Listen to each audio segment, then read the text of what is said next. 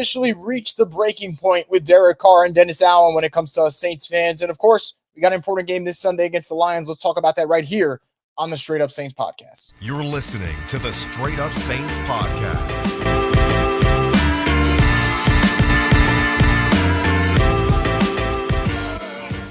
What is up, Who Dat Nation? Welcome back inside another edition of the Straight Up Saints podcast. It's your host, Chris Rosvoglu, and as always, we're brought to you by Scott Vicknair Injury Lawyers. You've been injured in any kind of accident, car, truck, 18-wheeler, or hurt offshore, Scott Vicknair handles it all. You give him a call at 504-500-1111 for a free consultation.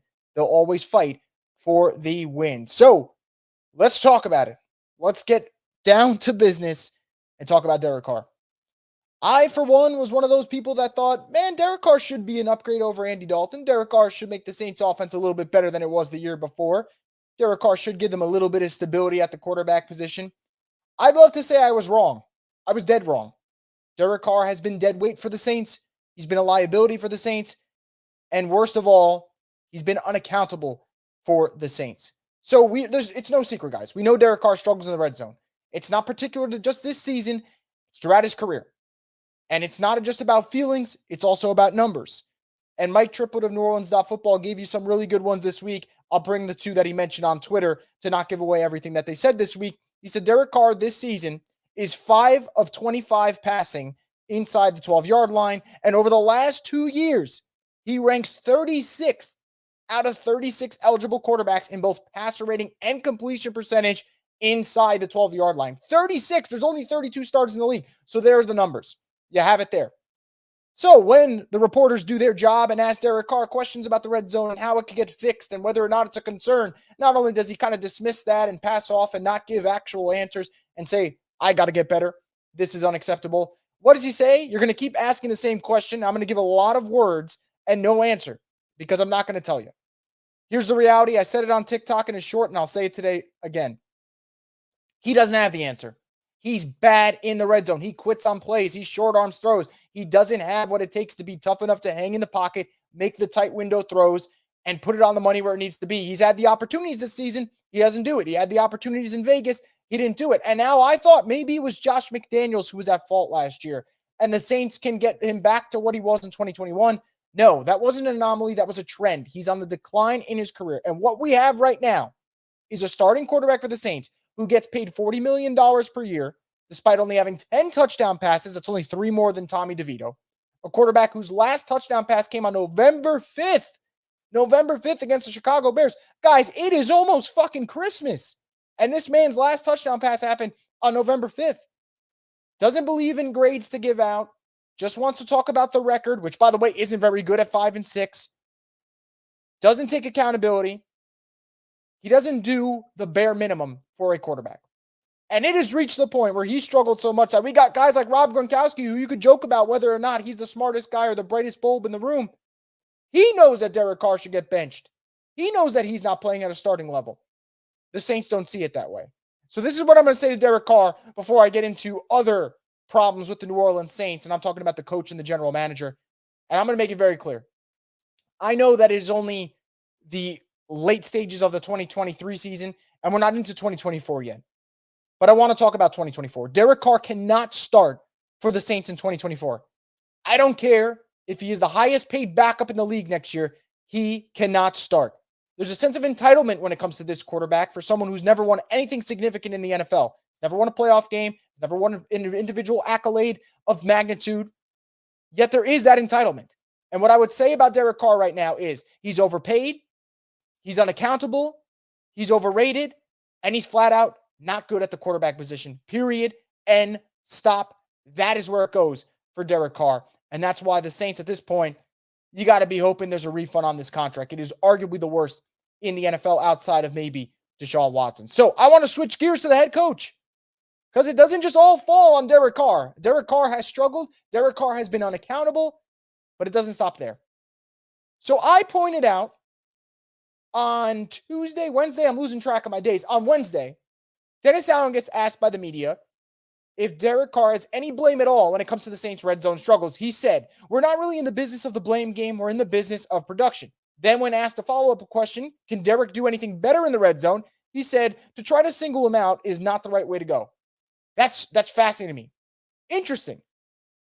Because when Dennis Allen was asked about Chris Olave and Derek Carr, that play where Derek Carr threw the ball about 8 rows deep into the Superdome, and yet blamed Olave for not running the route at full speed, although it was the most uncatchable ball you ever see. Guess what Dennis Allen did? Threw Chris Olave under the bus. Said Chris Olave did not run that route correctly, which led to Michael Thomas defending Olave on Twitter and explaining what happened. So we can't play the blame game when it comes to your quarterback, the one that you picked. But guys like Chris Olave, we can say, let's throw him under the bus. That's interesting. And if I'm noticing it, and if you're noticing it, the players are noticing it.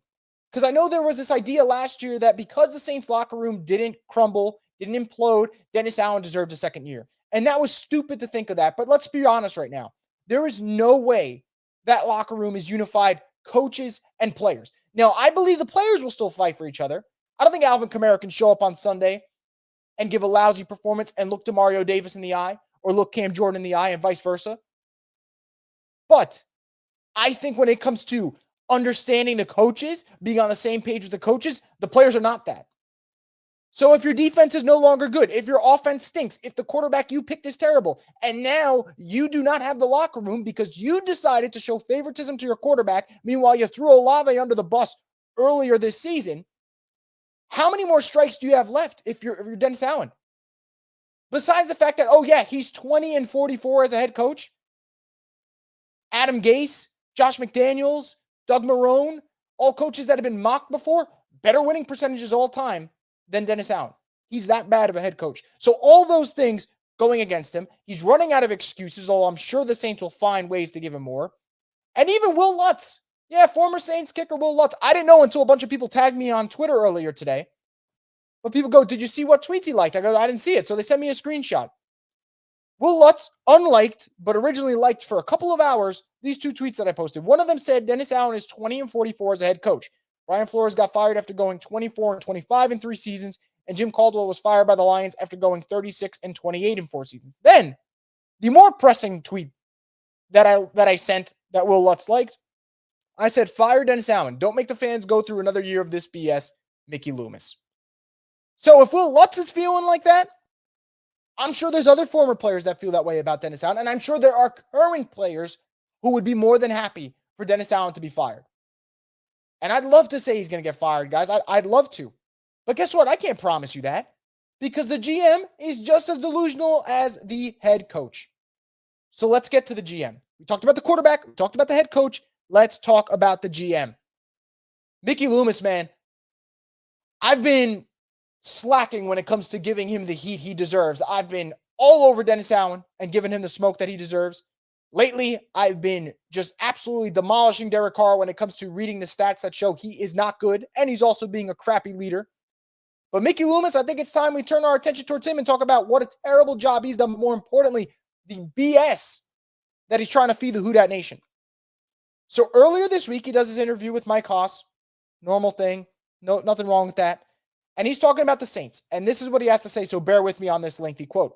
He said, there's too many other things that are good signs. We're 12th in the league in offense. We just had a game where we had 444 yards. We had 5 trips to the red zone. We're top 10 in our league in trips into the red zone, so it's hard to score if you're not getting into the scoring area. We're getting into the scoring area, and historically, we've done a good job in that area for lots of different reasons, lots of different variables. We're not doing that as well this year, and yet I think we can. And then added that he thinks the right people are in the building. So let's get to both comments. The first one, the red zone. Yeah, you were historically good in the red zone because you had Sean Payton and Drew fucking Brees. Now you got Dennis Allen, who is a great coordinator, horrible head coach, and Derek Carr, who, by the way, I said I thought Derek Carr would be an upgrade over Andy Dalton. Obviously, I was wrong. People who thought he was going to be the next coming of Drew Brees, you got to get your head examined, man. Those two cannot be in the same sentence at all. At all. One stayed the franchise. One's going to get dumped from 2 in a span of 2 years. So that's the first problem, being delusional about the red zone. Don't tell Saints fans how good yardage is, because yardage doesn't matter in this league. I promise you guys, there is nothing more overrated in the NFL than looking at the total yards of an offense.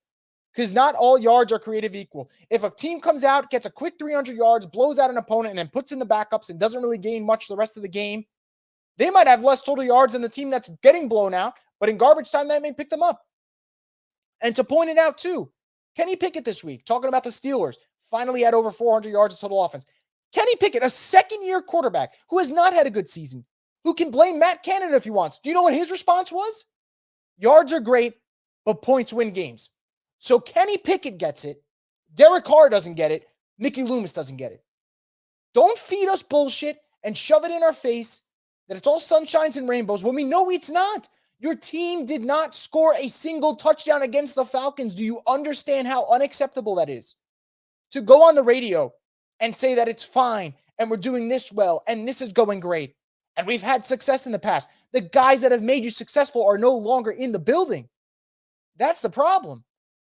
So Mickey Loomis, you can continue to be delusional, but when push comes to shove, you better be ready to make changes in the offseason. And if you're not, then Gail Benson better be ready to move on from Mickey Loomis. And if she can't do that, then the Saints should just accept that they'd rather all sing and dance and be friends than actually put out a winning product. Because loyalty to the point of hurting your football team is straight up stupidity. And that's what the Saints have right now. That's what they got going on. They got a delusional GM who doesn't want to admit he's wrong, a coach that is not fit to lead a football team, and a quarterback that thinks that he's doing the Saints a favor when in reality, he's holding this team back. That's what you got. And tell me if you've ever seen a team win when they don't have the right GM, the right coach, and the right quarterback. You miss on all those three, you are a joke of a franchise. And I know the Saints are only 5-6, and they're not 2-9. They're not 1-10 like the Panthers. But this team has been a disaster. And I know there's still some people out there that don't want to say that that is what it is. And some people will say that people like me, people like others doing podcasts out there are overreacting. The product isn't good. This team is only going to get worse. A tougher schedule next year, an older team, less cap space. You got to make changes. You got to make changes. And if Mickey Loomis can't do that, then Mickey Loomis can't be in the building no more. That's the reality of it. And I'm not so sure at this point, with the more that he talks, that he is ready to do that, which means it's time to say, yes, DA's got to go, but Mickey Loomis has to go too. Thank you for your service. You've been great to the Saints for years. Enough's enough at this point. If you're not willing to adapt, and right now, it doesn't look like he's willing to. So we'll see how that goes on that front. So the Saints got a football game this Sunday. I said I'm going to talk about that. Before I do, though, want to get a quick word from one of our sponsors, DraftKings Sportsbook. In the NBA, the game can change in an instant, but no matter how the action unfolds, you know DraftKings Sportsbook has your back. This week, new customers can score $150 instantly in bonus bets just for betting $5 on basketball. Win or lose, you get an instant dub. Download the DraftKings Sportsbook app now and use code BOOT. New customers can get $150 instantly in bonus bets for betting just $5 on basketball. Only on DraftKings Sportsbook with code BOOT. The crown is yours. Gambling problem? Call 1-800-GAMBLER. Must be 21 or older in most eligible states, but age varies by jurisdiction. See DraftKings.com/sportsbook for details and state-specific responsible gambling resources. Eligibility and deposit restrictions apply. Bonus bets expired 168 hours after issuance. Terms at sportsbook.draftkings.com/basketball terms. Once again, thank you to DraftKings Sportsbook being part of the program. So let's get into Saints Lions. Now, I think on the surface, a lot of people are going to say, you just ranted about Derek Carr, you ranted about Dennis Allen, you ranted about Mickey Loomis. You're going to tell us this is going to be a blowout loss. And look, it could be. But I will say there are actually matchups that favor the New Orleans Saints this weekend. One important one, the Lions defense being an absolute disaster at the moment. This is a unit that's given up over the last couple of weeks, 38 to the Ravens, 38 to the Chargers, 26 to the Bears, 29 to the Packers. It's a bad unit. So guess what? If Derek Carr and the Saints are unable to move the football against that defense, we're going to have even more discussions about how they wasted $40 million on a quarterback. But we'll wait to see if that happens, because in terms of recipe, in terms of matchup, this is actually a bounce-back caliber defense in terms of a get-right game for Derek Carr in the passing game. I'm not saying it's going to happen because, like I said, this quarterback has not thrown a touchdown pass since November 5th. But I got to be objective about this. And in terms of matchup-wise, the Lions defense is very gettable. And if Chris Olave is active, which it seems like he will be at this point because he's progressing well in concussion protocol, the Saints are going to have a wide receiver one capable of putting up big numbers against that secondary. And we all saw what Christian Watson did on Thanksgiving. I think Chris Olave can do the same, if not even better, on Sunday. So that is something that goes in their direction. But there is something that definitely goes against them, and that's the run game of the Detroit Lions. It's no secret. The Saints cannot stop the run. They're in the bottom half of the league in rush yards allowed, and they're bottom 6 in yards per carry. This is a run defense that gave up over 220 yards to the Falcons last week, despite knowing the Falcons wanted to run the football, because obviously they're not going to sling that thing around the field with Desmond Ridder. So, Lions run game, Saints run defense. Something's got to give, because that is an unstoppable force versus a very, very movable object, and that's not good for the Saints. Lions are 6th in rushing this season, and they are really starting to figure out that dynamic between Jahmyr Gibbs and David Montgomery. Earlier this season was a lot of Montgomery. Once Montgomery missed time, we saw Gibbs finally get into that role, and you go, okay, maybe you hand the reins to him, let him be the RB1.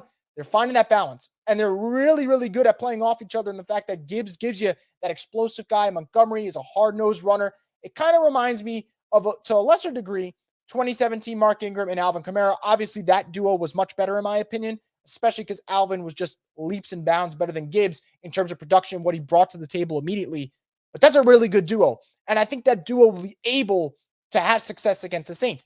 And for the Saints, it is vital, absolutely vital, to be able to have some containment against that Lions defense, Lions offensive attack, in my opinion, because if you can't stop that run game to a certain degree, then you're going to make life easy for Jared Goff. And the one thing that could help the Saints is Jared Goff has been a turnover machine the last couple of weeks and has not faced pressure well.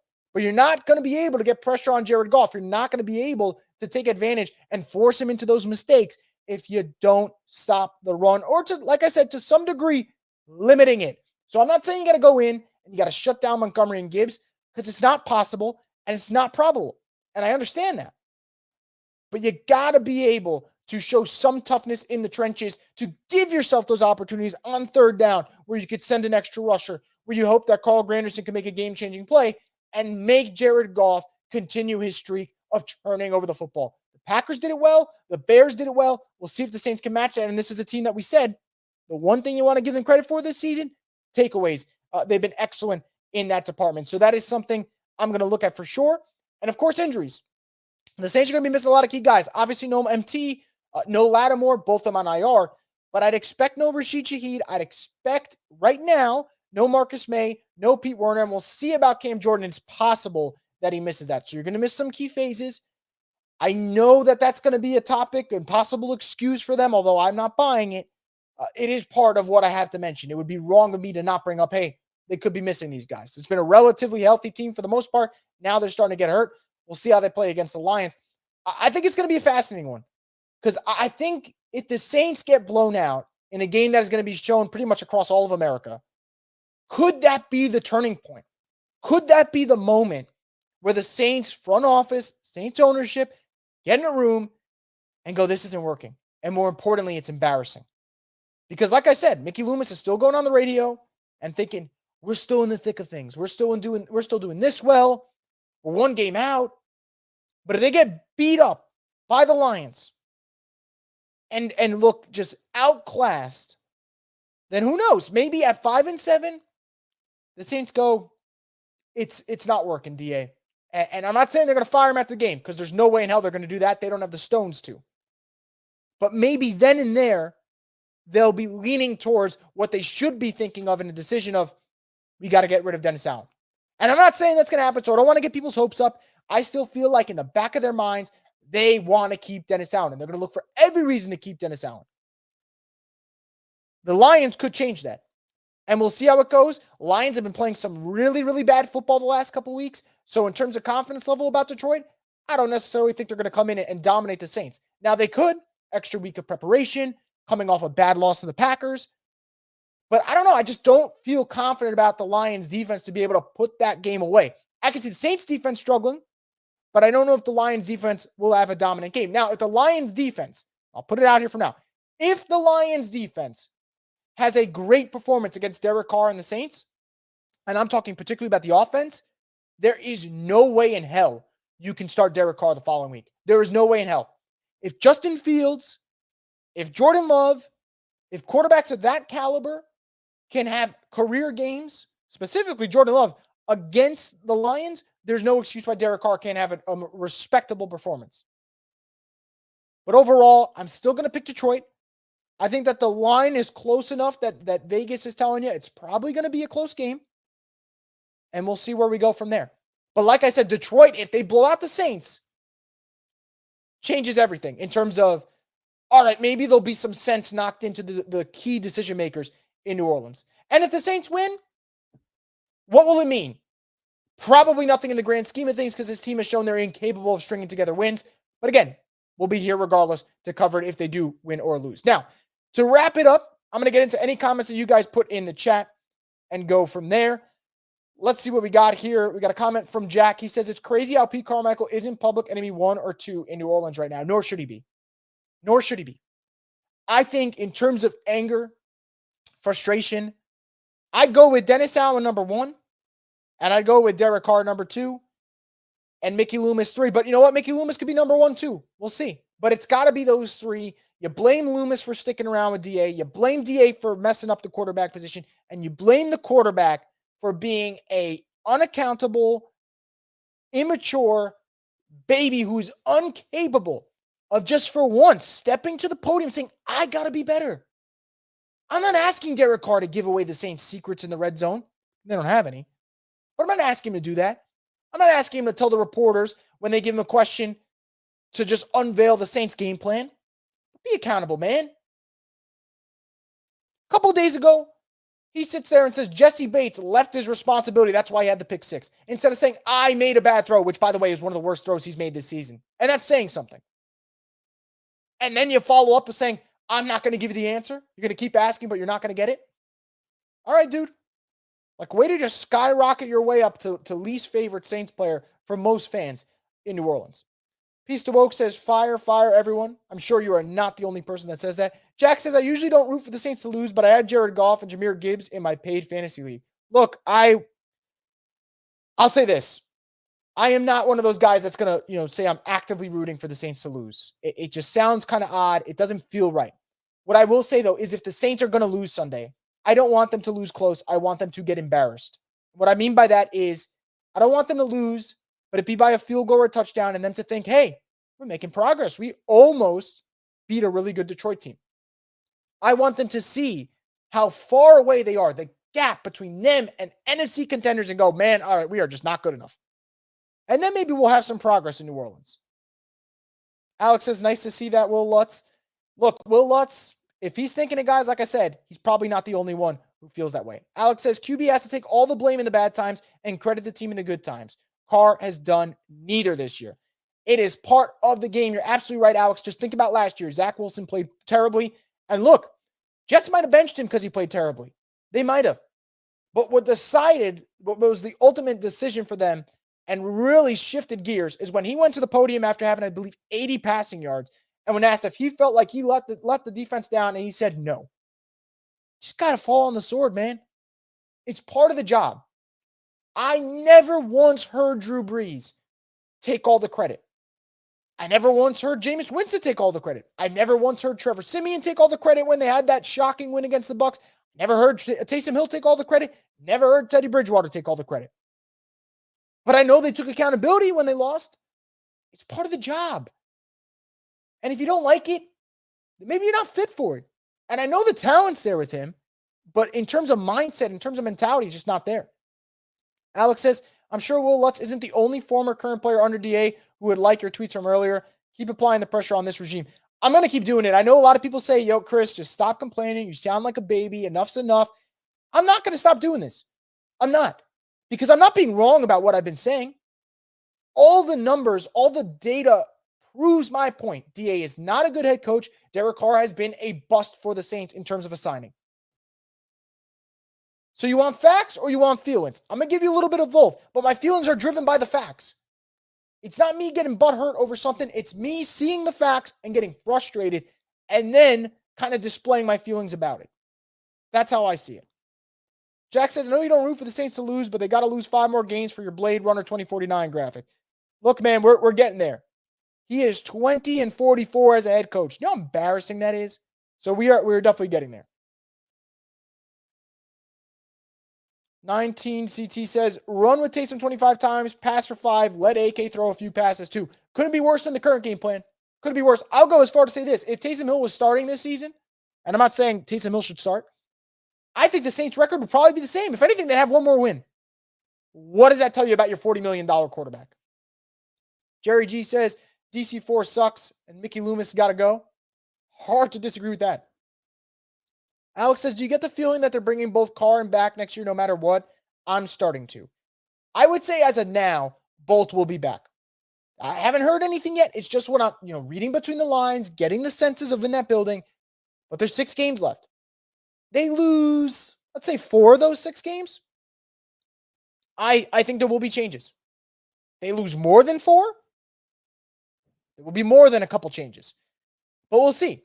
Ralph from the Saints Happy Hour podcast tweeted at me, and I agree wholeheartedly with Ralph said, hey, look, if the Saints are out of contention by the final week of the season, I think DA is gone. And I think that's actually a very fair way to put it.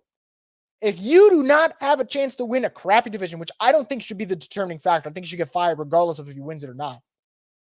If you are not in contention for the worst division in football by week 18, you serve no use. None. Jack says, did you see what MT put on his Instagram story yesterday? Clip of Drew talking about him being a great player. I did see it. And there was an important quote about leadership there and taking accountability. And I would say this. Mike hyped up the Derek Carr signing. Was very excited about Derek Carr coming to the building. The two of them kind of spoke glowingly about each other at the start.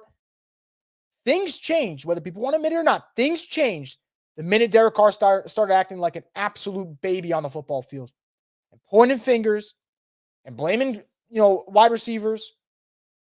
But it's fascinating because Rashid Shaheed and Chris Olave weren't running the wrong routes last year. They weren't in the wrong places last year. So, I don't know. I think it's fascinating that only one variable changed, and they got worse. Alex says, if anything, the quarterback needs to be the one to get thrown under the bus the most and should be tough enough to take the blame from their coaches. It's part of the job. I agree. Totally agree. And yet, Dennis Allen has defended Derek Carr every step of the way, and he will continue to. Because that's the guy he picked, and the minute he switches up his tune, the minute he goes, man, I fucked up, then what do you got left? Defense is declining. Offense isn't good. You whiffed on the quarterback. You don't know how to lead a team. Jack says the Saints may lose the rest of their games and keep everyone. That's my fear. I don't think there's any scenario where if they finish this season 5-12, that people would keep their jobs. I'd go as far to say that everyone in that building would get fired if they finished 5-12. Jack says, you got to put some blame on Gail for letting Mickey do his own thing with no repercussions. She seems to spend a lot more time at the Pelicans. This is the way I'll put the blame on Gail if this season ends at the way it's going and there are no changes and they run this thing back. Because then you are telling me I don't care about the results. All I care about is whether or not that check clears. And for now, that check is going to clear. But at some point, and I truly believe this, if the Saints go into year 3 with DA, I do think there will be a decline in interest in the team. I do think the demand for tickets won't be nearly as high as it was in the past. It's a bad product. People are not going to keep returning. Just think about movies, right? You make a bad sequel and you're coming around for that third movie. It's not going to make as much money. It's just not. People lose interest the minute you start to decline. And if there's a trend of that decline and you show there's no improvement, what am I there for? Alex says, historically good at getting into the red zone and scoring. How does the history help without a Hall of Fame quarterback and head coach combo? A bunch of spin and almost. Saints fans are way too smart to not see that through. I agree. And Mickey could say whatever he wants and spew out whatever nonsense. We know the game. We know the game. We know what's going on there. Don't feed us bullshit because it's not going to taste like chocolate. Misdemeanor Crime says, one can believe a lie as easily as one can tell a lie, Mickey Loomis. Amen to that. Jack says, if you got to mention the fact that the Saints tried out kickers this past week after Blake Grupe, he was 4-5 this weekend, not after the game when he missed a potential game winner like the Packers game. So from what everyone's saying, Grupe's hurt. And that is what it is. The timing of it, though, was terrible. Like, just put out some messaging, man. Hey, Grupe's hurt. We're looking at kickers. Not, hey, we're working out kickers. After our kicker was the only man that put up points on the board on Sunday against the Falcons. Messaging. But I don't expect it from a guy who cannot lead a football team. Said it last year. Substitute teacher vibes. That's all we got right now from him. All we got. Alex says, say what you want about the whole Jameis versus Carr debate, which I'm more than tired of, but Jameis is a guy who would take accountability in this situation. He would. Absolutely. He definitely would take accountability for it. And again, I said this multiple times, and I started thinking about it the last couple of weeks, especially. I don't think the Saints have their answer at quarterback on the roster in terms of long-term at all. But at this point in the season, guys don't want to play with Derek Carr. They don't. He's not playing well, and he's not accountable. You can't go to war with someone like that. If you don't have mine back, why am I supposed to have yours? And when you're the quarterback, you need to have people around you, because if people don't believe in you, it's a wrap. It is a wrap. Look around the league and look at quarterbacks that have really kind of risen out of the ashes and become, productive guys. Guys go and unify around them. Think about Jalen Hurts. He had to replace Carson Wentz, and that's not easy, but guys immediately gravitated towards him. Brock Purdy has to replace Jimmy Garoppolo after an injury. Guys immediately gravitate towards him. You either got it or you don't in terms of being a leader, and Derek Carr does not have it. And Ryan from the Saints Block Party podcast says it, and I agree so much with him. Derek Carr at this point, he's nothing more than a con artist in the way that he behaves. You preach this, you preach that, but you're never actually about it, and that bothers the hell out of me. Bothers me, man. Wayne says, just count this game as a loss because we ain't scoring in the red zone. Possibly. Misdemeanor says that number 4 Carr has in his chest is 4 of 10 career red zone. Fair enough. St. John Butler says, who dat, Chris? Who dat, St. John Butler? I love you, my man. Thank you for tuning in. Wayne says DA's got to go. I agree. Alex says, I think the front office expects to lose Sunday and then beat Carolina and New York. I could see them flipping on DA if they lose one or both of the latter two. If they lose both, I don't know if he makes it to the end of the season. Because if he loses both, give the Saints 3 more losses. They're now, 5-9? It's a wrap. You're not making the playoffs, and he is probably getting canned. Now, I don't see them losing both. I don't even know if they're going to lose one of those two. But again, the bar that the Saints have set for this coach is laughable. It's laughable. He got the roster he wanted. He got the quarterback he wanted. He has the easiest schedule known to man. And he's under 500. But I'm sure once they win one of those crappy games, let's say they beat a team like the Giants or Tommy DeVito, Mickey Loomis is going to come out. And not only is he going to spew more positivity, he's going to call out people like me and say, well, people were negative a couple weeks ago and we've really turned it around. Bullshit, dude. You have never, in the Dennis Allen era, beaten someone of significance. And don't tell me Eagles, because Jalen Hurts didn't play in that game. Jack says, the one time I'm happy to be in the DC region for TV schedules, I won't get the Lions Saints game where I live. Alex says, do you think that familiarity that Dan Campbell and Aaron Glenn have with the Saints is any advantage for Detroit? It can work both ways. Maybe DA thinks that he's got an advantage against that offense, although I think Ben Johnson will have something up his sleeve for that. But I think it kind of works both ways. Trey Gift says, would you feel better starting Jared Goff or Derek Carbage in a fantasy lineup this week? My main QBs are both on buys. I think you probably got to go Goff, man. I don't know how anyone will be able to start Derek Carr. And I'm not ripping you, right? Like, everyone's got bye weeks for fantasy, but I don't see how you could start Derek Carr. No Rashid Shaheed, no Michael Thomas. Olave should play, but he is banged up, obviously.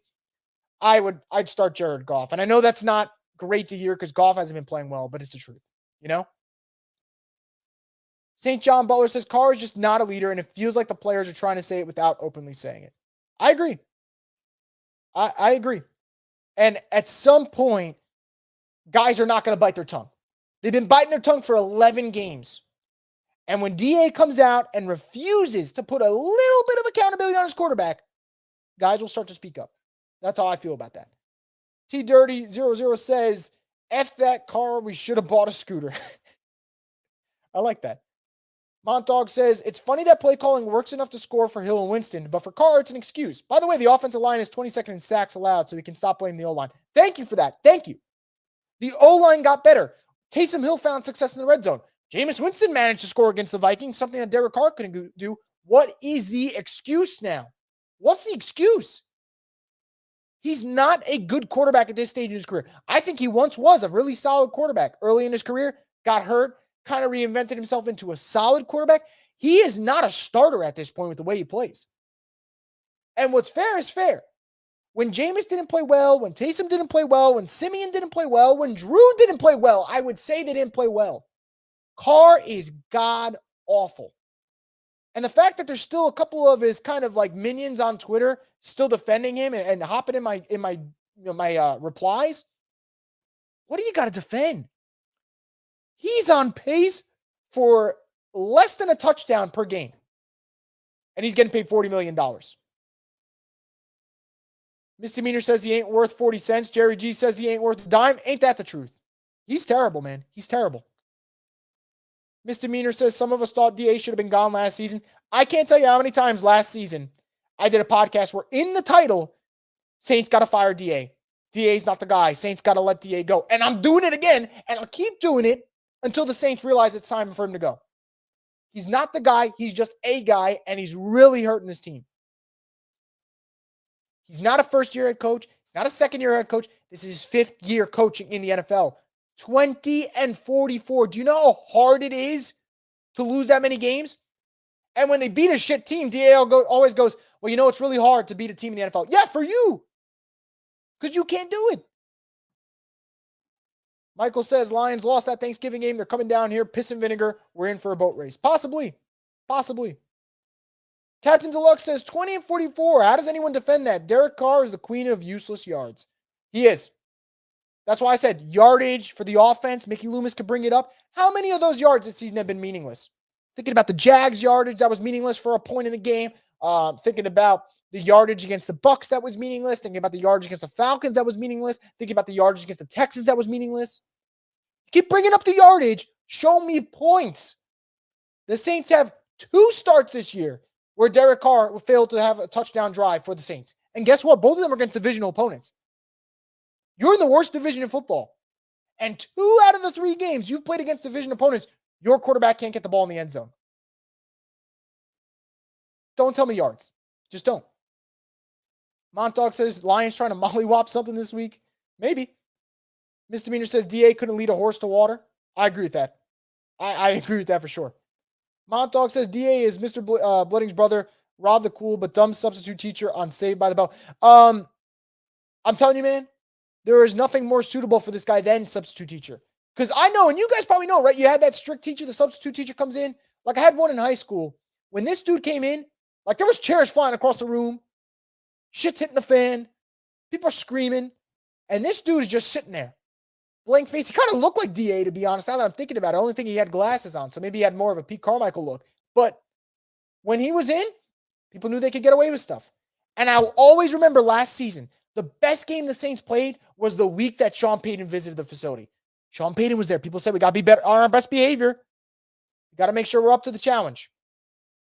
The minute he left, they got their ass kicked by Arizona on Thursday night. Substitute teacher vibes. T Dirty says, when Loomis said he knows we have the right people in the building, I knew this season was officially done because he's smoking crawfish juice. I don't know what he's smoking. He's smoking something, though. If he genuinely believes what he said, he's smoking something. Jack says, Tommy DeVito may outplay Carr in 2 weeks. That would be pathetically sad. It would be, and yet it is actually possible. Ed says, watch the Saints defense show up. I think that side's still prideful. It's not that they're not prideful, because I agree with you. I do think they're prideful, Ed. I just think I don't think they're good anymore. A, you're missing arguably the best cornerback in the game, so that's going to hurt. B, you're going to miss Pete Werner now. That's going to hurt. C, your defensive line just isn't good. It isn't good. You know, you got one good defensive end. Your best defensive tackle isn't going to make a huge play in terms of the pass rush, in terms of Colin Saunders. Brzee had moments, and I love what I'm seeing out of the kid, but he's not there yet. So, you know, maybe they do. Maybe they have an inspired performance. I just don't think they're good enough. I don't think it's that they don't want to show up. I just don't think this unit's good enough anymore. Montauk says, Danny DeVito could outplay Carr at this point. That's so funny.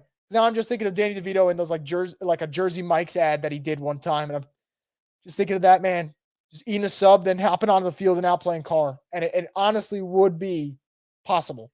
Ed says Tommy DeVito will outplay Carr. I agree.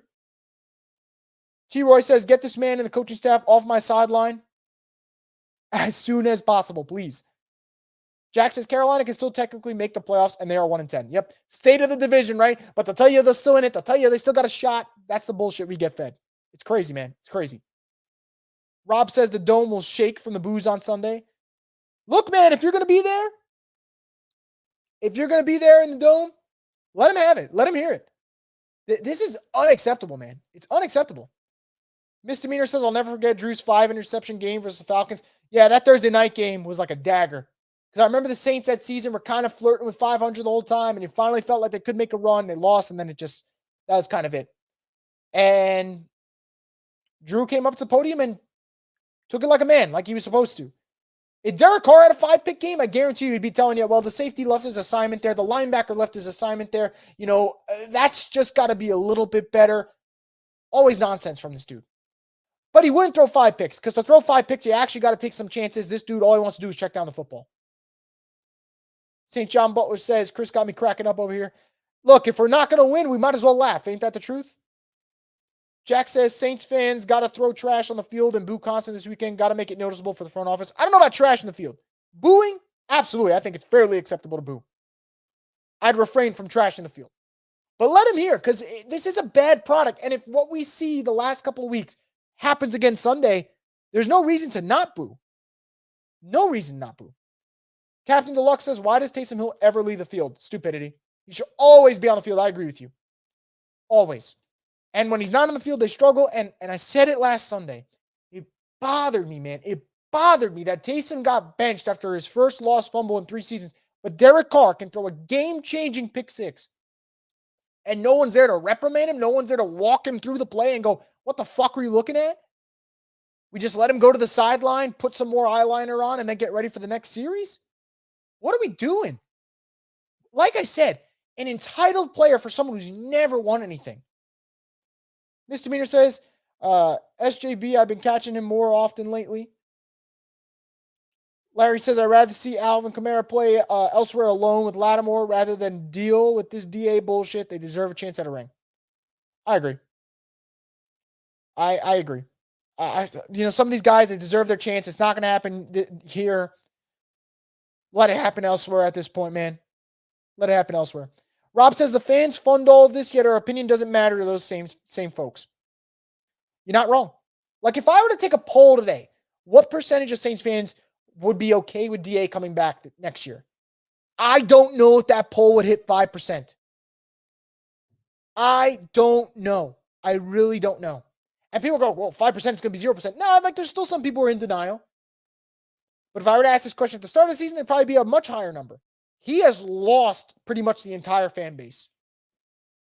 Misdemeanor Crime says, if DA and DC stay, there should be a player exodus from this team. Well, wouldn't that suck if they stay and the exodus is guys like Kamara, guys like Lattimore, guys like Michael Thomas? So we got to watch them leave and the 2 morons stay. Ed says, is Olave up this weekend? As of now, he's on track to play. Tomorrow's going to be a big day. We'll see what happens. But as of now, Olave is on track to play. Shahid's on track to miss the game, which sucks. But that's what happens when your quarterback throws a bunch of terrible passes. You got to outstretch yourself. RG Scott 3X says, I'm starting to think our GM, coach, and OC are certified crackheads. Oh, man. That's funny. Captain Deluxe says, love this audience participation. Best Saints show on the net. Well, first off, thank you. Appreciate the compliment. Second, you guys know I love hearing what you guys have to say. It's nice to get a good idea and kind of get the pulse of the Who Dat Nation where you guys are at. And, then later in the week, I might be tweeting something. You guys might at me, and I'm like, oh, there you are from the YouTube chat. Now we can continue a conversation about the Saints. So definitely love that you guys put these comments in here. I greatly appreciate it. I can't stress it enough. Jack says, start the DA next year poll right after this podcast, and let's see the results. Honestly, I might. And I might say, are you okay with DA coming back next year? And all 4 options, I'm going to put no. No, absolutely not. Please, God, dear God, no. And hell no. Those will be the 4 options for if you want DA back next year. T Dirty says, when Carr congratulated Bates for his pick 6, I was irate. At this point, you can have that Carr. I'm standing on the side of the road, my thumb out. First off, I love the Carr references that we keep making here. But yeah, dude, it is Saints Falcons. Saints Falcons, you threw a horrible ball and you're congratulating him? And then when you get pressed about it, you say, well, you don't expect the free safety to ever leave his assignment. You don't. You stared down the receiver from the moment you snapped the ball. What the hell do you think was going to happen? Like, get out of here, dude. Ryan from Saints Block Party Podcast said months ago, the more I watch Derek Carr, the more I think he's a dummy. And yeah, that man is flat out stupid with the way he plays. Ransom says, do you think or hope if we struggle in the first half, they throw Jameson? I don't. Now, again, it's not what I think they should do. It's what I think they will do, because I think that for the Saints, there's so much tied to this Derek Carr signing, right? That's who Dennis Allen wanted. They sold this as this is the guy that's going to get us over the hump. We're going to win 10-plus games. We're going to take advantage of our bad schedule. And it's not happening, and it's not going to happen, and they don't want to give it up. So because of that, they're continuing to try and preserve their jobs, preserve Derek Carr's job, and hold on to what they presume was going to be the guy. Now, would I get Jameson if they struggled? Yeah. I mean, you got to take chances. And if Jameis throws 3 picks, so be it. At least he try to push the ball when the game is still a game. Not when the team's up 2 scores and it's easy for you to push the ball. Captain Deluxe says, what do you think? Would you think about Haener getting some live snaps? Now, I would like to see it because I'd like to know what they have in him. Like I always commend, and I don't do it a lot, but I commend the Commanders last year, final game of the season. They said, hey, Taylor Heinicke, you're not starting. We got to see what we got in Sam Howell. And they got some decent production. And they said, okay, we're going to start him next year. And Sam's had his ups. He's had his downs so far. It's a mixed bag for him. If you don't know what you got in this guy, then it's like, okay, I'm a little unsure. I don't have closure. So I would like to see him get, some snaps. I don't anticipate that he does. T-Dirty says if they bring Dennis back, they'll lose a huge chunk of us. I'll watch, but they won't get a dime out of me. And I'm right there with you, man. Tramal says, anytime Mickey lies to our face saying the right people are in the building, we're screwed. I agree.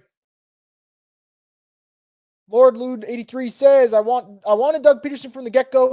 They let a Super Bowl winning coach go out the door for this clown. Shows how to touch this front offices. Yep, and look how much success Doug Peterson's having. Made the divisional round last year in his first year with the Jaguars. Now has them a game out, or half a game out, I should say, of the number 1 seed in the AFC. Jack says, stat that Drew Brees only has 2 divisional games and no touchdowns in 14 years with the Saints. Carr already has 2. I saw that. I believe CBS Sports put that up. An abomination, man. An abomination. Crazy how it took the Raiders 9 years to figure out what we know in 12 weeks. Yeah, and I said it yesterday. Josh McDaniels might be one of the worst coaches in NFL history. Even he knew Derek Carr can't be running the team. And I commend him. Ransom says it's a boring offense until Jameis comes in. Misdemeanor says, I don't want Jameis anywhere near this train wreck. I'm cool with that. I'm cool with that. If they put Jameis in, it'll be much more entertaining, though. There's no doubt about that. But this seems like a decent place to kind of step off. We got Thursday Night Football coming up in like 10 minutes. Maybe it's about to start. I'm losing track of time here. So we're going to stay tuned to see how Seahawks-Cowboys goes. But again, guys, the Saints are in a tough spot right now, and it could get worse. But it getting worse could also mean it gets better for us, depending on what happens with Saints-Lions. And regardless, win or lose, we'll have it covered for you on Sunday right after the game on the Straight Up Saints podcast, the destination for the Who Dat Nation. Have a good night, everyone, and stay tuned for more content here from Boo Crew Media.